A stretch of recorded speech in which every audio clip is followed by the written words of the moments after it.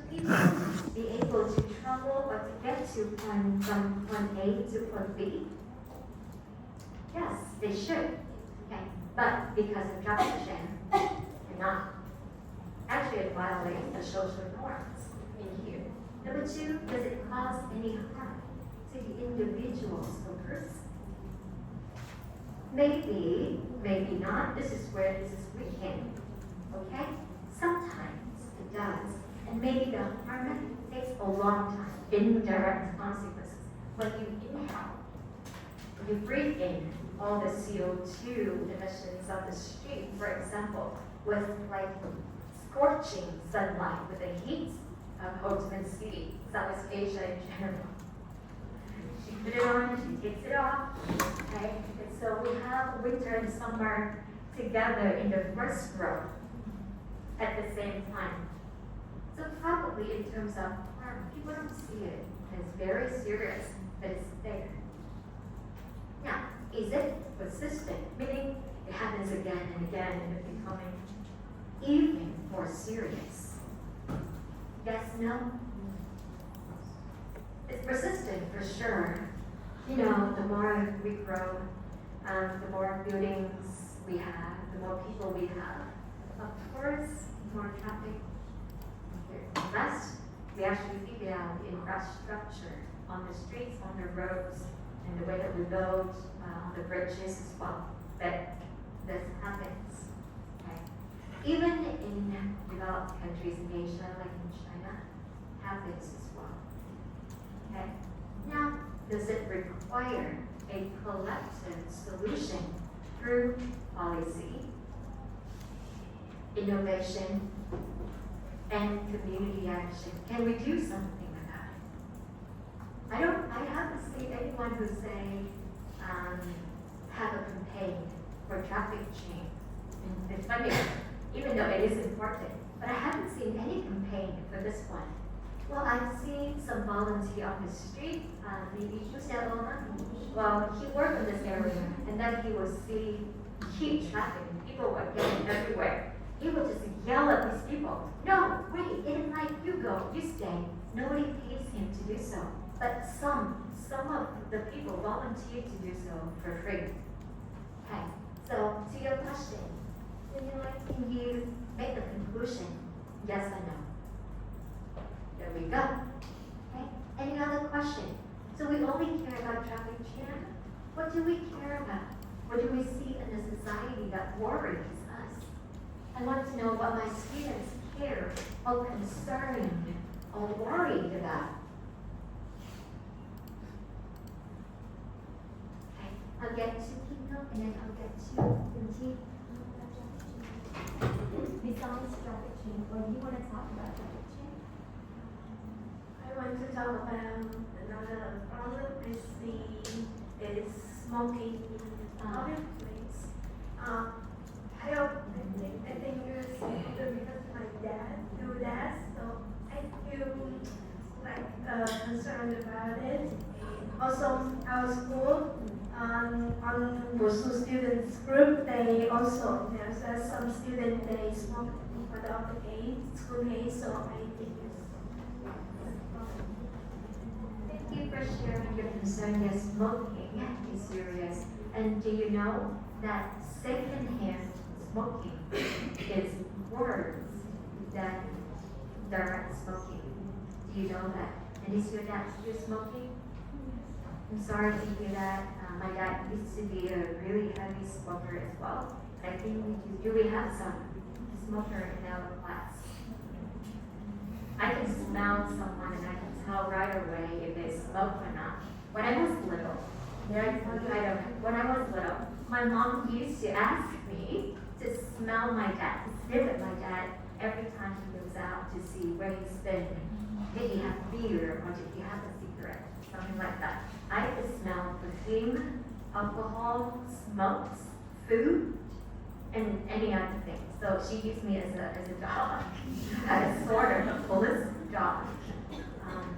And having very sensitive smell is actually, sometimes it's a blessing, sometimes it hurts.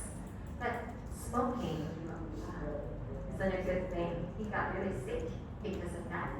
Many of the smokers actually don't care. They know, on the path of the cigarette, it actually says what?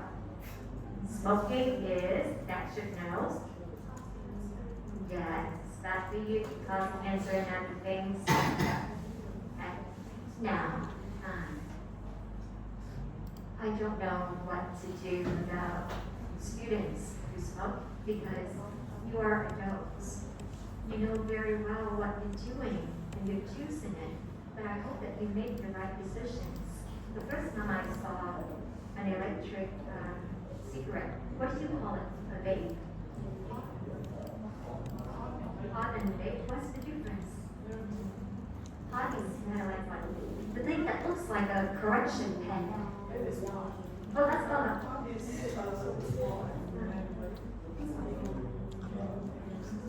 When I first saw it, I didn't know what it was, because it looks a lot like a correction pen to me. So I asked, but I have both male and female students who smoke. And I really worried about them. You're very young, you're doing this. Hey, that's something you can think of as well. If you want to have some campaigns, then maybe you could talk to student experience and we could have some campaigns about that. Maybe create some posters to raise awareness, or to give the smoker some candy or something, just to tell them, we care about you, we care about the reputation. If you think about it, you have more ideas than I do. Now, Tia, what about you? What is one thing that concerns you right now? I'm concerned about air pollution. Oh, true. See?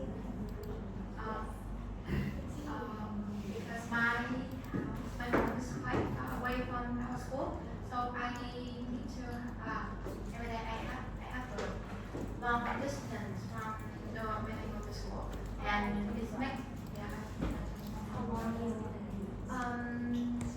45 minutes. And I'm very frustrated when the traffic jams and some bus they just leave some emissions.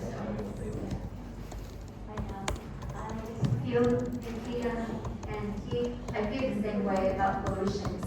I told you when I got back to Vietnam in late 2023, after my PhD, I got sick on and off for more than half a year, and I went to see doctors, and in the end they said, no, just pollution. And now your system is too weak to handle pollution in Vietnam. And this is why I put a mask on every day.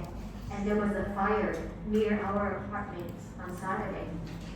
And even though they extinguished the fire already, but the smoke coming from the fire, 7 people got burned. Was brought to the hospital. We could not sleep. The whole family was saying, hey, should we go to a hotel right now? Because all the air purifiers in our family went red. It was very scary. Okay. So we do have a lot of questions, problems, or social problems. Now, the thing that you should keep in mind is this. Social innovations are meant to solve social problems and create social values. So basically, social innovations is for the greater good, generate as much value for more people as possible. Now, I'm going to play the video for you to give you one example of a real social problem. When you watch it, I want you to tell me what is the social problem and what is the solution. Okay? And Hallie, can you help me see the lights, please?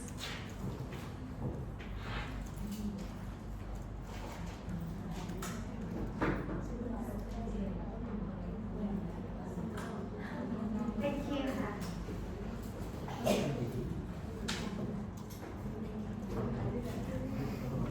Loma in Bangladesh is on the front line.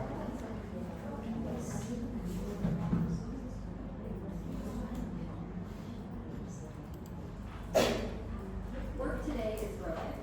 We're all working in too many disconnected hours, and it's killing team productivity. But for the first time, on the front line of climate change.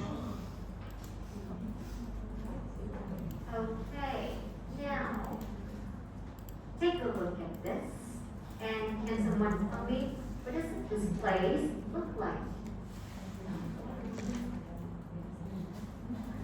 What does it look like? What does this place look like to you?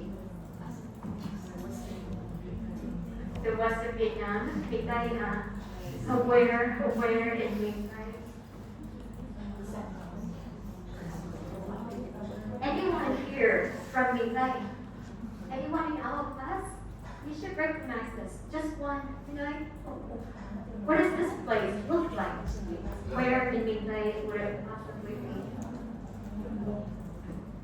This look like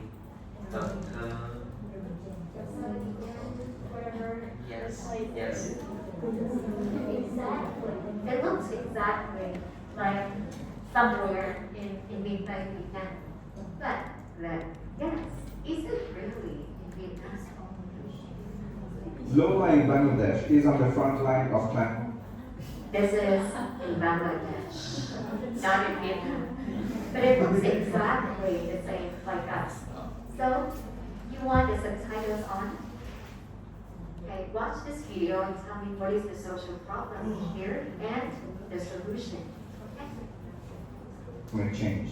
Its farmlands facing constant floods, erosion, and salinity. To combat this, farmers are using grass, which remains afloat for a period long enough to grow vegetables. The problem is during high tide, this area gets flooded with little water remains during low tide. This is why we're using floating beds to grow vegetables. Floating platforms offer up to an additional 40% of arable land, creating opportunities for poor landless farmers. Aquatic farming, a century-old practice in Bangladesh that almost disappeared, is making a comeback. With limited land, resources, and threats of climate change, people here are now starting to appreciate the importance of environmentally friendly traditional cultivation systems. Musamad Nurjahan can earn around $2.50 per day's work. We use organic fertilizers on these seeds, then keep them in a shaded area to mature. Later, we plant them in the floating bags with natural fertilizers and sell them when ready in the markets.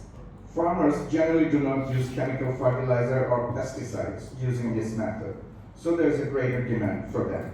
If plants and vegetables are from the floating beds, farmers bring them to us by boats. We then carry them again in boats and sell them at various bazaars. This year, floating seed beds have been used on 290 hectares of Pirajpur's marshland area. There are now around 50,000 people involved directly or indirectly in this type of farming in the district. This method of farming is getting really popular and is now practiced in at least 15 to 20 other districts. Farmers are making a good profit. Many poor Bangladeshi farmers have now been given a financial lifeline by turning back the clock and relying once again on a traditional farming technique to protect their livelihoods. Tanvir Chaudhary. Okay. Do we need to watch the video again? No? We have all the information we need. So could someone tell me what is the social problem here in this video? Can you? I think the social problems discussed in the videos is about the lacking of lands and the threats for the environment, such as flood in Bangladesh. Okay, very good. Well, they talk something about farmers who do not have enough land to kind of grow crops on. Okay? Well, inequality happens everywhere. Also, flood, climate change, all of that together. Okay, very good. Thank you, and you. What about the solutions? What is the social solutions provided? Yeah.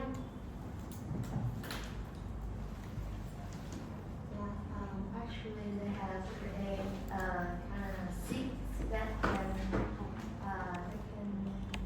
be flood resistant. Like they cover with a layer of fertilizers. I know what you're talking about. They call them natural fertilizers, and what that includes, you have to make your guess. 50 cents per day's work. We use organic fertilizers on these seeds, then keep them in a shaded area to mature. Later, we plant them in the floating bags with natural fertilizers and sell them when ready. This is something what they do. What do they call natural fertilizers? Anything that you can use that is natural. What else? The keywords that is used in this one, is it the seeds? No, it's a farming technique called that's a water floating back or water flowing farming. Or they call this one a raft, something that floats above the water. And they actually plant the seeds, right, in like natural fertilizers on those floating rafts. They don't need any soil, any land for that. Do they use any chemicals? Any pesticides? No. So the farmers actually do not have to own any lands. They can use free water surface to do so. Marshlands, etc. They do it, they can use them for free. Number two, the produce that they make, veggies, things that they grow in here, free of chemicals and pesticides. So the customers, are they happy about that? Green products they have. And yes, and do you know how much money these women can make from working here? 2 point direct, 1.5, $2.50. How much is that in Vietnamese? No.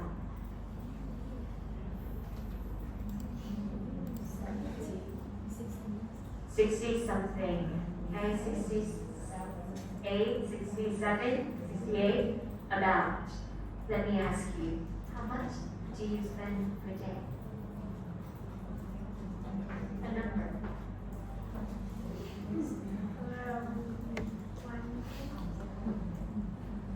Around 100 a day. Do we have a different number anywhere, Jen? It just depends on which day. 100.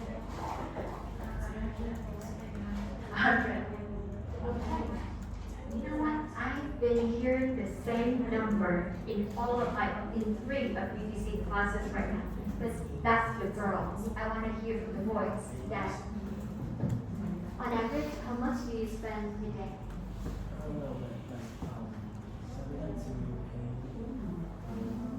A month? Okay. Oh, you have average over a month.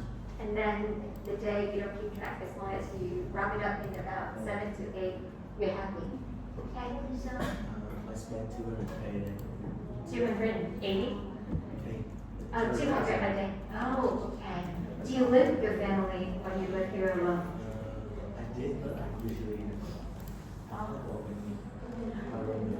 You cook your own meal, your meal and you live with your family or you live alone?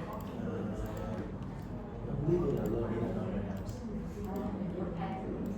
Now, you will have a number, you know? How much on average do you spend a day? Yeah, per day. Oh, and your notes. Oh, I'm very curious. Our girls, our ladies, only spend around 100 a day. And our gentlemen, they have to spend about 200 a day. I did not know the guys spend more than the ladies. I thought that you mean it's only food and drinks. You haven't counted all the maybe skincare, snacks, and other things, right? And true? Because they have more girlfriends or boyfriends.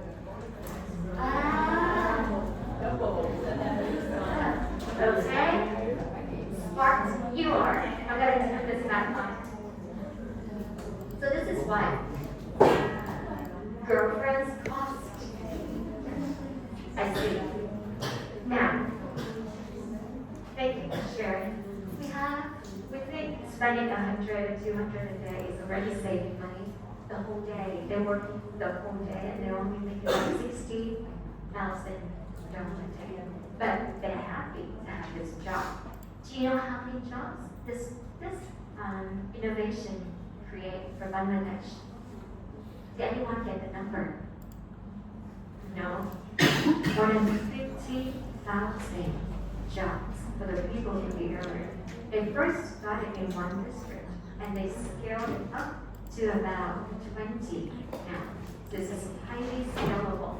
Let me ask you, can we do something similar to this in Vietnam? In Hanoi, can we do something similar? Do we have something similar to this water flowing back? Do we have something similar to this in Vietnam? Can you share? Floating market. Yeah, but do we grow? No, we only buy and sell. Okay, but do we grow our crops like on the surface of the water? Do you know? Have you seen that anywhere in Minh Tây? Not yet. You should do the research. There's an idea like that. It's been used in many places, not only in Vietnam. But the only thing is scalability. Are they able to scale it up like in Bangladesh right now? Okay, so this is to give you an example of what is a social innovation and their solution. Any questions? Now, I'm going to show you the list of some of the social problems that previous trimester students usually do. These are only examples. You don't have to use these, but just to give you an idea of what the other groups did in the past of DDC. Most of them talked about poverty, unemployment, gender inequality, etc., and mental health issues. Remember, we talked about welfare and well-being. Here's one of that. People believe mental health issues will be the biggest problem in the modern society. Whichever problems that reduce traffic jam, poverty, education, whatever it is, I hope that you find a way to measure. Find some metrics, some measurements. For example, if we talk about poverty, okay, usually people use poverty rate, say the population that live below the average in the country. Do you know what is considered a poor household in Vietnam? That's something you have to research on. And they have their classification because if you consider a poor household, you get support from the government. Little, but it's better than nothing. You have to meet some requirements, incomes below a certain numbers and things like that. So you can use things like poverty rate, you can use Gini coefficient. Gini coefficient is actually a number that helps you kind of understand the income inequality of a country. Usually it goes from 0 to 1. In some research, they use 0 to 100. 0 meaning there's no inequality in a country, meaning all the country's wealth or money is distributed equally among everybody, which is impractical. One being in a country, all the money goes to one person. The rest of the society has 0. This is also impractical. So in reality, it could go somewhere from 0 to 1. The higher the number, the more inequality when it comes to income. The lower the number, the more equal when it comes to income. Okay? European countries are pretty low on this Gini coefficient. Africa, Brazil are pretty high on the Gini coefficient. Guess where is Vietnam? Are we on the high rise, on the low end? Where is Vietnam in terms of income inequality? Do we know? We're somewhere in the middle. The last time I checked, I think we got 138 4.4. America is 0.4 something. Switzerland, Norway, they got 0.28 something. So it's kind of incomes is divided more equally in those countries. Okay? So these are key things if you want to talk about climate change. I hope you care about CO2 emissions, carbon credits, and things like that. Okay? Now, where can you get the data or the information? You can consider four. Okay. First, you can use statistical data, and census data is actually very important. What is census data? Census data are official information or data that the government collects every 5 years, every 10 years. And they will give you information like population in the country, the number of the household, the income, the gender, exact terms, all of the information that the government could get together within 5 years or 10 years.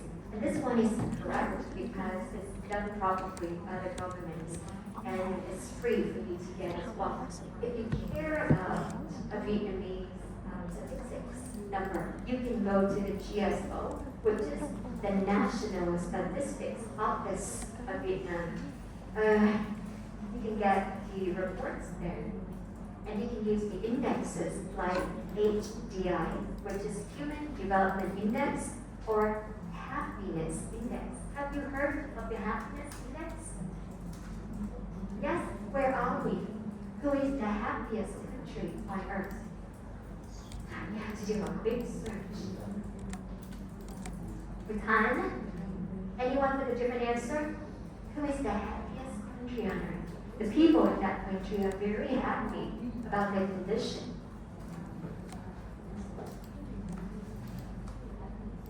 Wow. Nepal. Okay. Who else? Finland. Finland. Now, you have very different answers. Why? Because you use different sources. You have to find the right source for your information. And the year as well. Maybe it varies, but not so much. Okay? Where are we?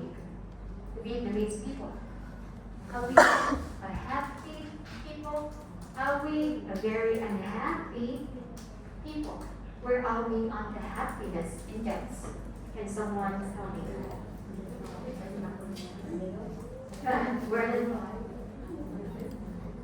Yeah? Okay, if we ranked 45, it's actually not bad at all. More than 200 countries in the world. We're top 50. So the Vietnamese people are a happy sort of bunch. It's not bad at all. Okay. Or you can do qualitative research. You can do interviews, case studies, ethnographies, etc. Or you can also get agency reports or NGO reports from the UN, the World Bank, WHO, etc. There's a lot of ways you can get the information. Okay? These are the examples. You don't need the examples. I will explain the requirements of your assignment videos.